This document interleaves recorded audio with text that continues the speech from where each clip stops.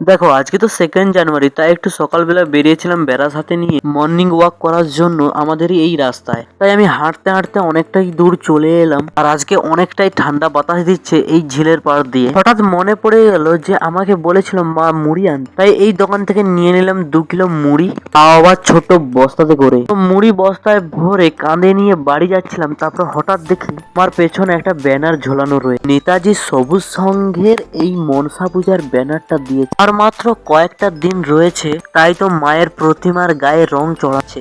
আর এবছরের মণ্ডপটা অনেকটাই সুন্দর করে আর এই যে দেখতে পাচ্ছ পুরো মাঠটা জুড়ে কিন্তু অনুষ্ঠান হবে। সে যাই হোক, যখন হবে তখন দেখা যাক। এখন আমি মুড়ি নিয়ে বাড়ি যাই, অনেকটাই খিদে লেগে গেছে, তাই তো বাড়ি এসে বসে পড়লাম মুড়ি নিয়ে। আর মুড়ির সাথে রয়েছে আগামী কালের ফিস্টের মাংস, যেটা ছিল নিউ ইয়ারের ফিস্ট। সেই ঝোল দিয়ে আজকে মুড়িটা মাখিয়ে খাবো। ভালো করে মুড়িটা মাখিয়ে একগাল মুখে পড়লাম, অসাধারণ খেতে ছিল। তোমরা কারা কারা ফিস্ট করেছো আমাকে কমেন্ট করে নিশ্চয়ই জানিও। তো আমি মুড়ি খেতে থাকি, তোমরা আরো মিনি ব্লগস এর জন্য সাবস্ক্রাইব করো।